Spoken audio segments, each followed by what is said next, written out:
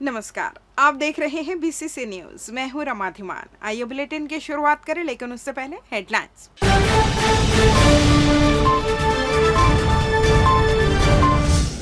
स्वास्थ्य समिति की बैठक में हुई समीक्षा, गंभीरता से कार्य करने निर्देश।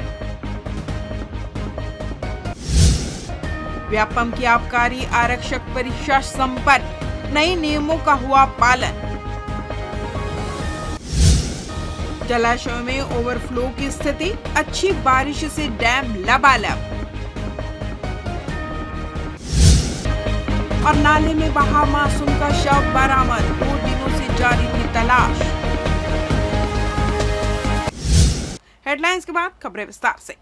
कलेक्टर संजय अग्रवाल की अध्यक्षता में जिला स्वास्थ्य समिति की बैठक आयोजित की गई, जिसमें जिले में संचालित स्वास्थ्य योजनाओं की गहन समीक्षा की गई। कलेक्टर ने कहा कि अब वक्त कार्य योजना बनाकर तेजी से काम करने का है। लापरवाही कतई बर्दाश्त नहीं की जाएगी। उन्होंने आयुष्मान कार्ड निर्माण में शिथिलता पर नाराजगी जताते हुए प्रतिदिन 5000 कार्ड बनाने का लक्ष्य तय किया। वर्तमान में जिले में केवल 74% कार्ड बने हैं, जबकि राज्य का औसत 88.2% है। आयुष्मान योजना के अंतर्गत दगोरी पीएचसी की विशेष सराहना हुई, जिसने 615 मरीजों का इलाज कर 42 लाख का दावा प्रस्तुत किया। गर्भवती महिलाओं की निगरानी, शिशु मृत्यु रिपोर्टिंग में सुधार, पोषण पुनर्वास केंद्रों की बेड क्षमता का पूर्ण उपयोग और प्रधानमंत्री मातृत्व वंदन योजना का लाभ दिलाने के निर्देश भी दिए गए। कलेक्टर ने मलेरिया नियंत्रण हेतु मच्छरदानी व मॉस्किटो रिप्लेसेंट के प्रस्ताव देने को कहा।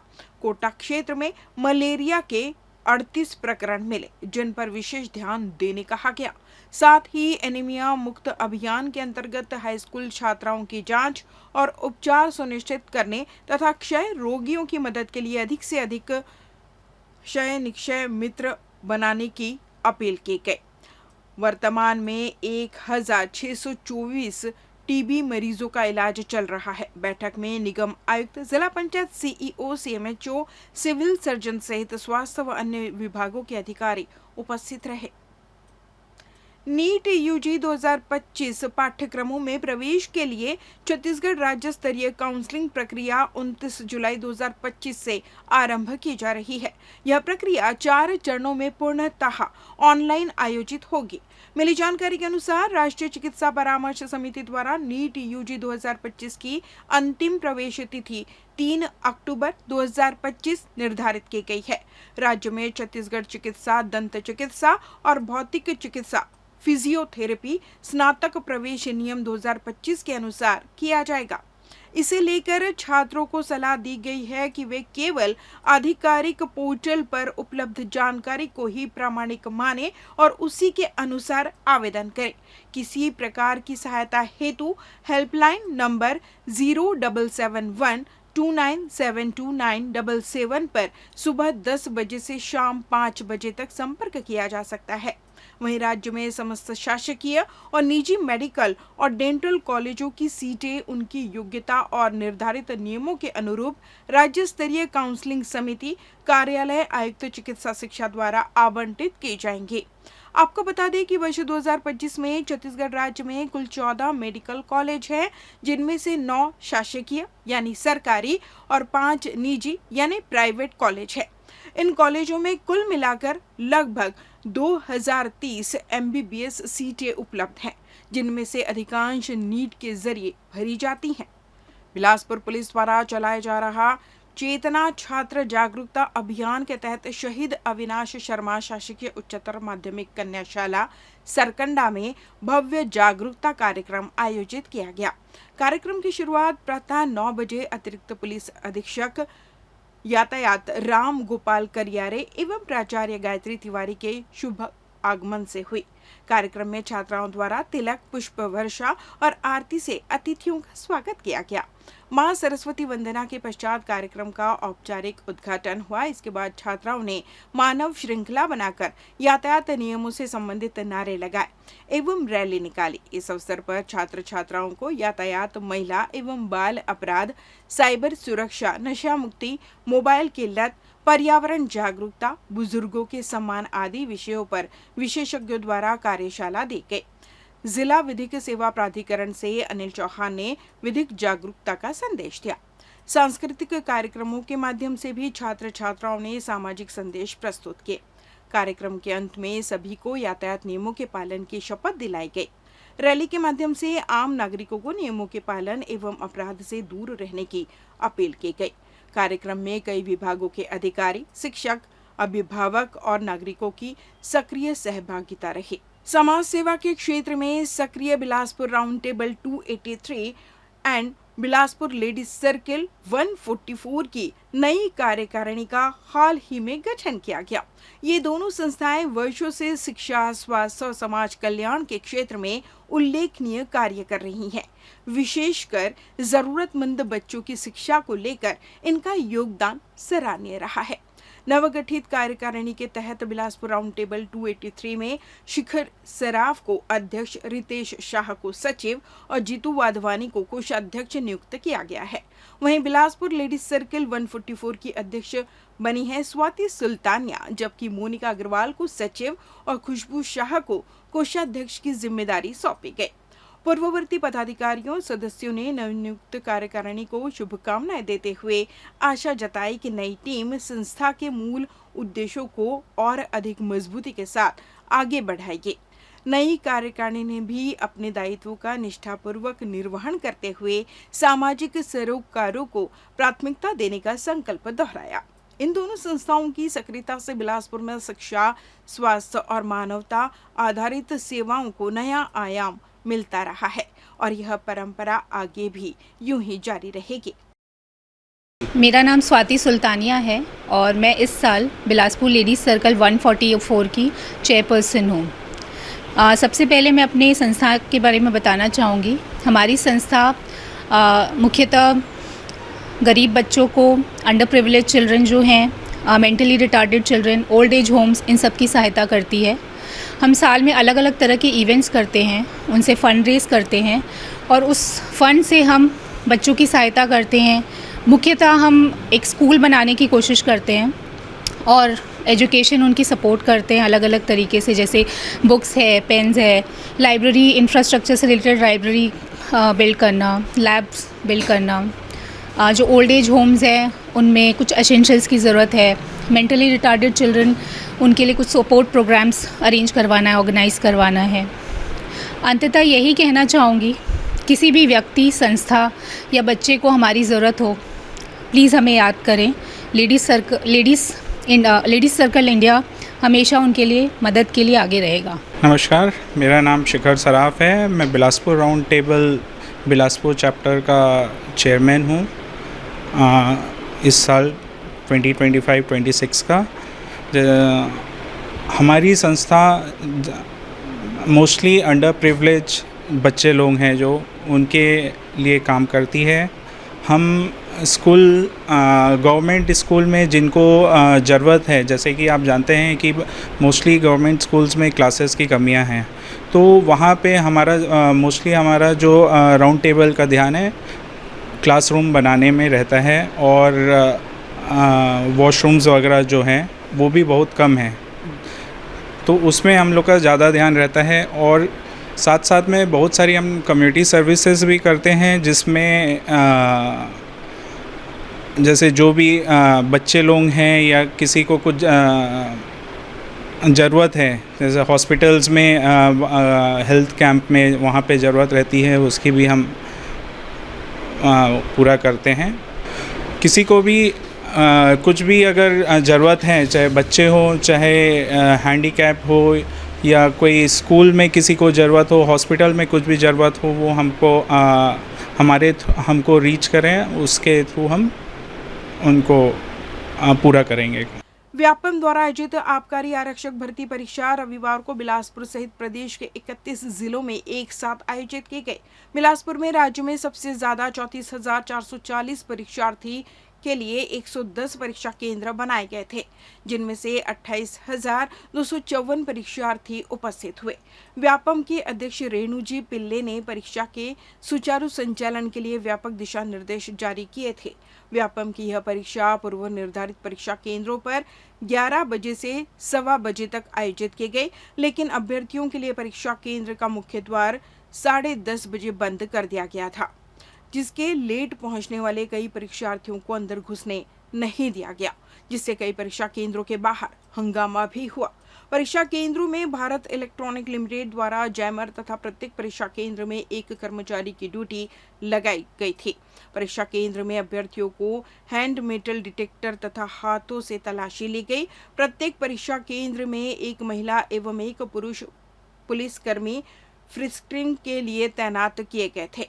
परीक्षार्थियों के लिए अलग से जारी निर्देश के तहत उन्हें परीक्षा के लिए निर्धारित समय से 2 घंटे पहले पहुंचना था। एक्सपीरियंस आपको वो पहली बार आपने मेरा बहुत अच्छा रहा। लगता है यदि मैं थोड़ा सा भी पढ़ लिया होता ना 1-2 महीने पहले, तो मैं अच्छा कम से कम 80% मतलब अटेम्प्ट कर लेता। हाँ, कैसा रहा पेपर आपका? पेपर बहुत अच्छा। मुझे ऐसा लगा कि मुझे पढ़ना चाहिए था ऐसे करके। मैं अपना नेट का तैयारी करूँगा ऐसे करके इसको स्किप कर दिया था, और बाकी कोचिंग अभी चल ही रही है, अभी स्टार्ट हुई है। ठीक ही ठाक। कौन सा पोर्शन ज़्यादा इजी लगा और कौन सा hard? मुझे सीजे सबसे अच्छा लगा। उसके बाद अपना छत्तीसगढ़ में जितने पूछे वो सभी ठीक ठाक थे, और हिंदी में भी इजी थे, और छत्तीसगढ़ी जो लैंग्वेज थे वो भी। इंग्लिश में अपन टोटल 4 या 5 क्वेश्चन थे, वो भी ठीक ठाक थे। गणित कैसे? गणित मतलब मैं मैथ्स बैकग्राउंड से नहीं हूँ, तो थोड़ा दिक्कत हुआ। 12th से मैंने मैथ्स 12th तक मेरा मैथ्स था, उसके बाद मैं आर्ट लेके पढ़ा, थोड़ा स्किप हो गया था, लेकिन हाँ ठीक था। जो बहुलक जैसे क्वेश्चन पूछते थे उसको एक स्ट्रक्चर में जमा के लिखना है ऐसे करके, और उसमें त्रिकोणमितीय अनुपात का समकोण को कैसे यूज करना है, उन सभी क्वेश्चन दिए। आज आपने पेपर दिया आबकारी आरक्षक का, कैसा रहा आपका पेपर और कैसा एक्सपीरियंस? सर, आबकारी आरक्षक का पेपर था, बहुत अच्छा था, अच्छा आया था पेपर। जीके जो आया था जितना भी, और हिंदी का आया था, छत्तीसगढ़ी का आया था, वो सब सरल था सर। और जो गणित था उसमें थोड़ा टाइम लग रहा था गणित वणित को बनाने के लिए, और थोड़ा विज्ञान भी थोड़ा सा कठिन था। और बाकी क्वेश्चन ऐसे था सर कि घुमावदार क्वेश्चन दिया था। बाकी ऐसे है कि अच्छा बना है पेपर, कोई कमी नहीं हुआ है पेपर बनने में। जितना पढ़ाई किए हैं उससे उसी के मुताबिक पेपर आया था, उसी के मुताबिक फंसा है, सिलेबस के अनुसार ही आया है पूरा पेपर। इसमें कोई छत्तीसगढ़ी सबसे सरल था, और सबसे कठिन तो विज्ञान बायो से था, थोड़ा सा कठिन लगा, क्योंकि तो मैथ से बैकग्राउंड से हूँ तो फिर उतना जाता ही नहीं है। और बाकी करेंट अफेयर्स से थे, और हिंदी भी सरल ही था, और मैथ्स वही लेंदी का था क्वेश्चन, उसमें किसी को सॉल्व करके आपको आंसर लाना, 1-2 क्वेश्चन थे, लेकिन जो प्रोसेस रहती है उसको आजकल ज़्यादा दे रहे हैं कि प्रोसेस कैसे से किससे हल होगा, कैसे से कैसे होगा, ये सब प्रोसेस हल हो। सीक्वेंस वाले भी क्वेश्चन आए थे? जी बिल्कुल, सीक्वेंस वाले ही थे। लेते हैं एक छोटा सा ब्रेक।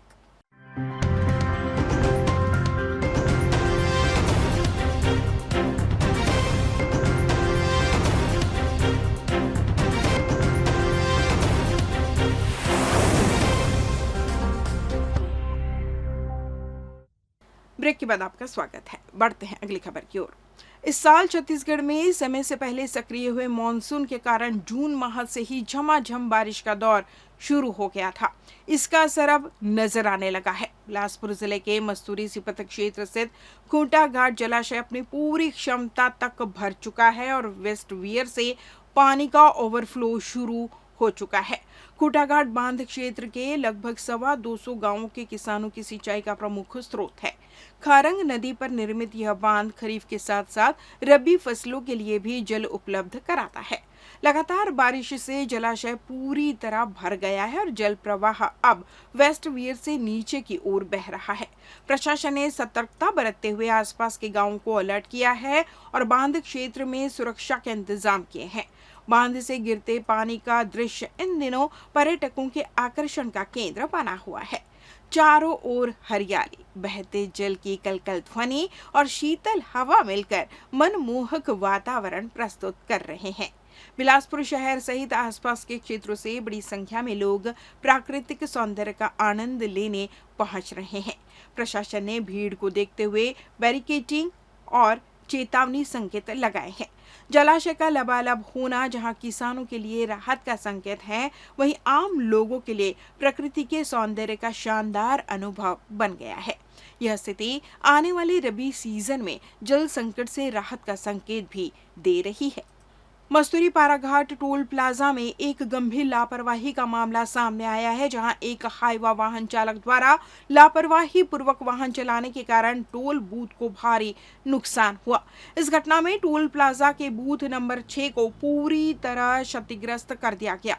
मिली जानकारी के अनुसार टोल प्लाजा प्रबंधक विकास सिंह ने मसूरी थाने में लिखित रिपोर्ट दर्ज कराई। विकास सिंह, जो वर्तमान में पाराघाट टोल प्लाजा के प्रबंधक पद पर कार्यरत हैं, रिपोर्ट के अनुसार दिनांक 24 जुलाई 2025 को रात लगभग 10 बजे हाईवा के चालक ने लापरवाही पूर्वक वाहन चलाते हुए बूथ नंबर 6 में घुस गया, जिसे टोल बूथ की संरचना समेत अंदर रखे कीमती उपकरण बुरी तरह क्षतिग्रस्त हो गए। घटना की जानकारी विकास सिंह को टोल प्लाजा में कार्यरत कर्मचारी नितिन सिंह ने दी। सूचना मिलते ही विकास सिंह 25 जुलाई को वापस प्लाजा पहुंचे और मौके का निरीक्षण किया। उन्होंने बताया कि दुर्घटना में AC, recording camera, monitor, keyboard, mouse, furniture, light, cable, safety pipe सहित पूरे बूथ स्ट्रक्चर को नुकसान पहुंचा है, जिसकी अनुमानित लागत 3 लाख रुपए है। मस्तूरी पुलिस ने मामले को गंभीरता से लेते हुए हाईवा चालक के खिलाफ मामला दर्ज कर लिया। फिलहाल आगे की जांच जारी है। रक्षाबंधन के पावन पर्व को लेकर रायगढ़ के बाजारों में रौनक लौट आई है। इस बार रक्षाबंधन 9 अगस्त को मनाया जाएगा और त्योहारों में भी अभी कुछ दिन बाकी है, लेकिन बाजारों में इसकी तैयारी जोरों पर है। शहर की गलियों से लेकर मुख्य बाजार तक राखियों की रंग बिरंगी दुकानें सज चुकी है। बहनों की खरीदारी तेज हो गई है और दुकानदारों के चेहरे भी खिल उठे हैं। रायगढ़ में रक्षाबंधन को लेकर बाजारों में खासा उत्साह देखा जा रहा है। शहर के मुख्य मार्गों और खासकर चक्रधर नगर क्षेत्र में राखियों की खूबसूरत दुकानें सज गई है। कहीं कच्चे धागे की सादगी है तो कहीं डिजाइनर राखियों की चमक। बच्चों के लिए कार्टून कैरेक्टर वाली राखियां इस बार भी आकर्षण का केंद्र बनी हुई हैं। दुकानदारों का कहना है कि इस साल रक्षाबंधन से कई दिन पहले ही ग्राहकों की अच्छी भीड़ देखी जा रही है। हर साल की तरह इस बार भी हमने ट्रेडिंग, थीम बेस्ड और पारंपरिक राखियों का अच्छा स्टॉक मंगवाया है। ग्राहकों की पसंद और बजट को ध्यान में रखते हुए दाम भी संतुलित रखे गए हैं। दुकानदार महंगाई के बावजूद बहनें अपने भाइयों के लिए खास राखियां चुनने में कोई कसर नहीं छोड़ रही। रक्षाबंधन की तैयारियां सिर्फ राखियों तक सीमित नहीं है। मिठाई की दुकानों, गिफ्ट आइटम्स और पूजा सामग्री की दुकानें भी सजावट और ग्राहकों की हलचल शुरू हो चुकी है। कुल मिलाकर भाई बहन के प्यार के इस त्योहार ने रायगढ़ के बाजारों में एक नई रौनक भर दी है। परिचय बताएंगे? मेरा नाम आयुष अग्रवाल है। मैं परी राखी सेल का ऑनर हूँ। इस बार क्या कुछ खास राखियाँ देखने को मिलेंगी आपकी दुकान पर? सर, राखियों में कलेक्शन बहुत सारा आया हुआ है इस बार। जैसे एडी की राखी, स्टोन की राखी, बंच बॉक्स सेट्स आते हैं। बच्चों के रिक्रिएटिव कलेक्शन बनाते हैं, जैसे कुछ हबूबू डॉल्स टाइप का वैरायटी चल रखा है। और बच्चे लोगों में भी वैरायटियाँ कुछ नई प्रकार की चेंज होती है। भैया भाभी का पेयर सेट्स मिलेगा हमारे पास। और भी एंकल वगैरह की राखियों का सेट आता है। गुथी हुई राखियाँ हैं, क्रिएटिव राखियाँ। राखियों में बहुत कलेक्शन है सर। अन्य साल की तुलना में देखा जाए तो बिक्री पर कितना असर पड़ा? हरेली पर्व के दिन जहां प्रदेश खुशियां मना रहा था, वहीं बिलासपुर जिले के खमरिया गांव में गमों का साया छा गया। ग्राम उच्चभट्टी के शिव शक्तिपीठ मंदिर से दर्शन कर लौट रहे मोहनलाल साहू उर्फ भोला की वैगनार कार तुंगन नाले के पुल पर पानी के तेज बहाव में बह गई। कार में 9 लोग सवार थे, जिनमें 5 मासूम बच्चे भी शामिल थे।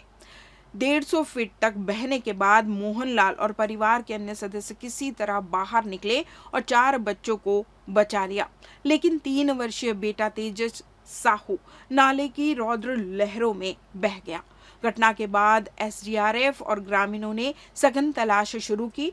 43 घंटे के बाद तेजस का शव घटनास्थल से करीब 500 मीटर दूर झाड़ियों में मिला। इस दर्दनाक हादसे से गांव में शोक की लहर दौड़ गई। ग्रामीणों ने प्रशासन पर लापरवाही का आरोप लगाया। बताया गया कि पुल 1994-95 में बना था और आज तक उसमें कोई सुधार नहीं किया गया। न रेलिंग, न चेतावनी बोर्ड, पुल हादसों का कारण बन चुका है। गांव वासियों की चेतावनी दी है कि अगर पुल का पुनर्निर्माण और दोषियों पर कार्रवाई नहीं हुई तो बड़ा आंदोलन होगा। तेजस की मौत ने सिस्टम की खामियों को उजागर कर दिया है। सवाल उठ रहे हैं, क्या हर बार किसी मासूम की जान जाने के बाद ही प्रशासन जागेगा? तेजस अब नहीं रहा, पर पीछे छोड़ गया सवालों का सैलाब और एक टूटा हुआ परिवार। इस बुलेटिन में बस इतना ही। अगले बुलेटिन में आपसे होगी फिर मुलाकात। तब तक मुझे दीजिए विदा। नमस्कार।